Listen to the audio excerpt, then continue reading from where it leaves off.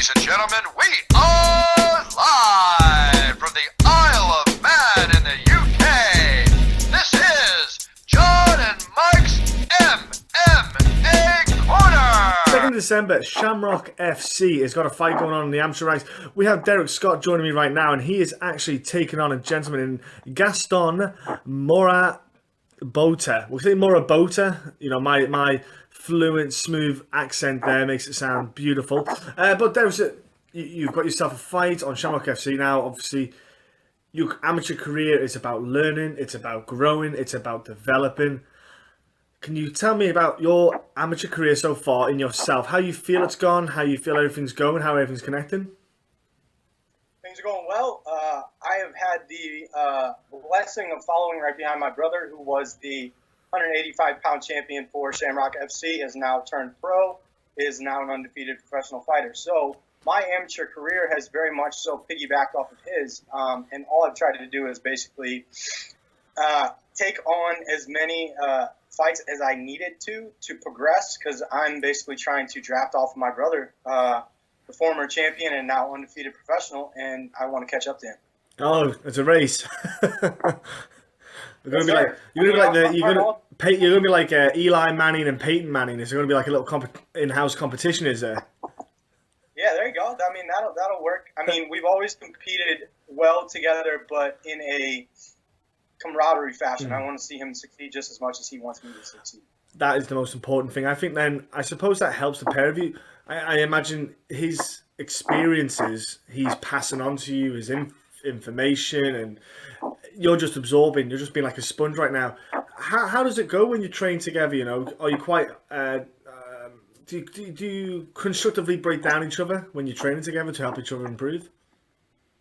Yes, sir. Iron sharpens iron. And he's a bit bigger than I am, so he's almost always got about anywhere from 20 to 30. And now that I'm cutting right now, and he's kind of staying at his normal walking around weight, significantly bigger than I am. So it's the best push that I could ever imagine. He's stronger than almost any other human being I've ever grappled with, fought with. So, I mean, it just forces me to elevate my level. It's the reason why I've had so much success.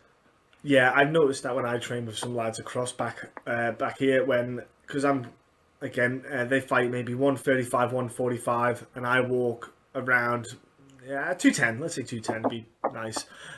Again, the size difference, they grow and get stronger. I imagine when you roll then with the guys your size, it's a little bit easier than it would be if you weren't rolling with your brother. Yeah, I mean, when I roll with, grapple, spar against guys who are my size, it feels like I'm fighting a 125 or a 135. At least as far as strength goes. You know, some of those guys are fast, they got great technique. Yeah. But the strength component is substantially different. And that's been like that for my whole career, actually, because the strength and conditioning has always been very integral to the way that I train. The Poliquin group is where I derive my kind of strength and conditioning background from. And those guys are the best in the business. I mean, they're fantastic. The Poliquin group is who John Connor used to be with before he joined John Cavanaugh. That's he runs Irish Strength Institute. Okay. That's Conor McGregor's conditioning coach. So draw a little bit of lineage there and a little bit of tie into the fight game. But I mean, even when I first joined MMA, I can remember rolling with guys who are like, man, you're bigger as far as like having the body composition, but you don't get tired and your strength doesn't wear down. So I've always had that advantage. Yeah, that is something that a lot of people think that, especially when you get guys who are just so, physically strong, like looking like, like a Joe Romero or a Paul Juarez, and you think they might have a good round in them, but then you always think if they get to second and third, how does that tempo, how does that pace do? How did you find it then? When let's say when you start doing sparring rounds, did you find it not as hard as you thought it was going to be then because of your previous conditioning and the way you physically are? Yeah, I'd say so. I mean, the stronger you are, the less you have to exert yourself to basically reach a goal, Absolutely. No, I agree with you. Talking about, obviously, your brother getting into that. So, can you tell us about your story getting into MMA? Was it your brother? Did he tell you, I'm doing this, and you got into it? How was your story began? How did you get into this all? So my story is basically tied to both both of my brothers, and that derives from the fact that we actually had a fourth brother who passed away when we were younger. And his passing kind of set my ass on fire to basically live a life where he would be proud of me.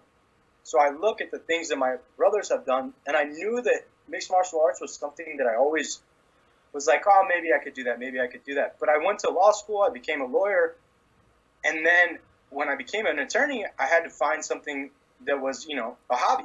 Well, my hobby was, okay, I'm going to train MMA. Well, I started training MMA, and my brother is out here just tearing up the amateur scene. So my head starts to think, okay, I can do that too. So I basically just tried to jump right in. I got into Octagon MMA, one of the best gyms in all of Texas. Fantastic gym, lots of pro fighters, and that elevated my level so quickly it was ridiculous. Then I came back to St. Louis, jumped in on Shamrock, and it's kind of been fast track ever since then. I was going to say that there's a few plaques behind you there. I was kind of curious about what was going on there.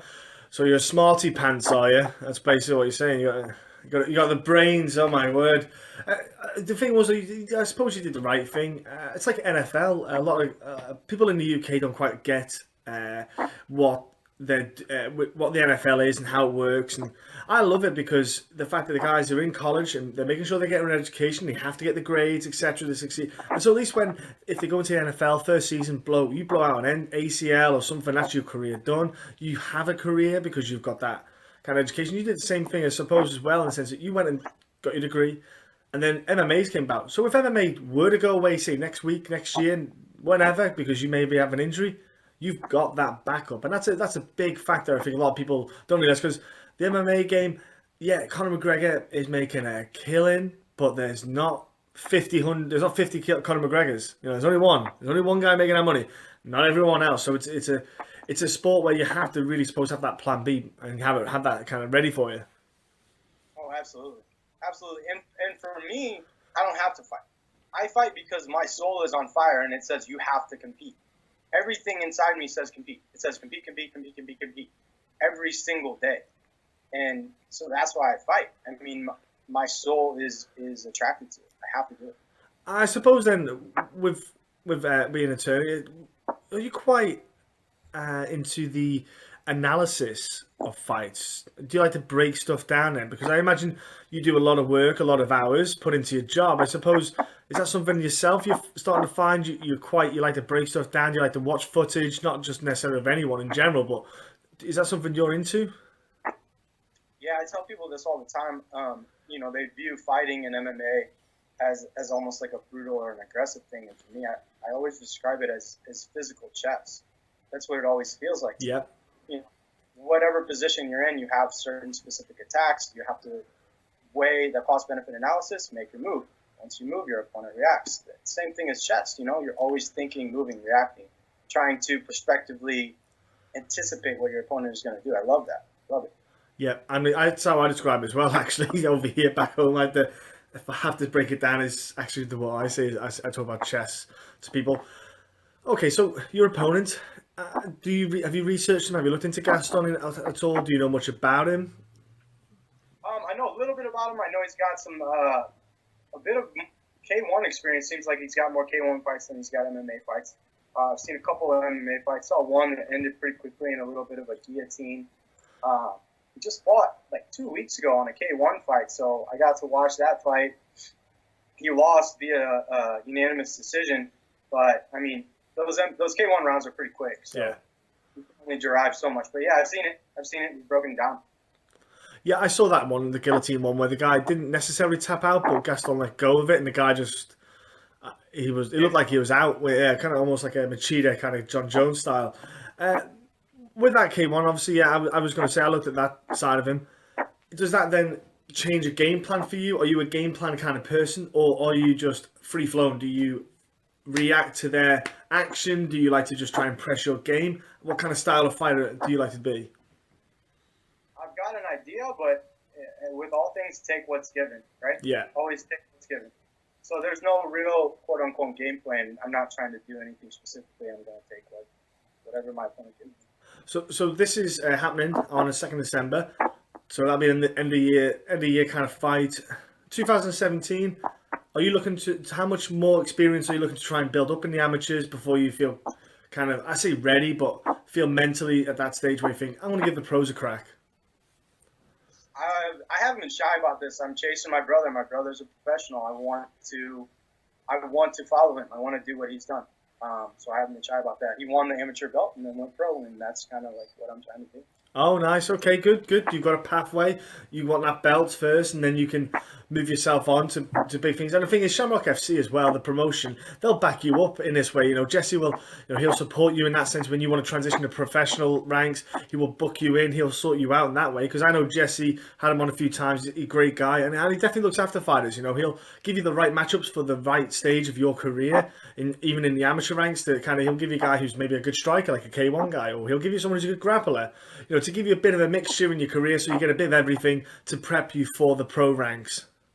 Oh, absolutely. Jesse has been effusive in his stance that he wants to help fighters. He wants to be an organization that incubates fighters to get to the next level. And he set it out numerous times. If you win the belt, if you win their pro belt, that's a Bellator contract. You got to win and defend it, I think is what it is. So it's there. You just have to basically warrant those fights. You have to warrant that path. It has to be warranted for you to get those fights, and that's what I plan on doing. And it's exciting. I love the fact that they do that, the Bellator contract. They've had a few fighters go over there now. It's just nice to see that kind of link that they've got. He's got the connection with Scott Coker, and as well, it gives fighters a pathway, and a goal. And it's, I love this. Look, I'm going to let you get going, Derik. But before I let you go, my friend, can you let people on social media who's got Twitter, people who've got Instagram, Facebook, MySpace, Bebo, whatever, what have you got there so people can jump on and give you a follow and join you on your early onset career in MMA? Absolutely. My Twitter handle, Facebook, everything, Instagram, it's all Derik Scott, DerikAspenScott. So my full name.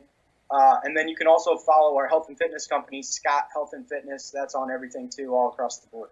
Nice, ladies and gentlemen. Jump on this now. He's not in bad shape, ladies and gentlemen. Derik, he's okay. He's not looking too bad. And what about sponsors? You got anyone helping you out maybe at all, or is this just something you're doing at the moment because of love and passion?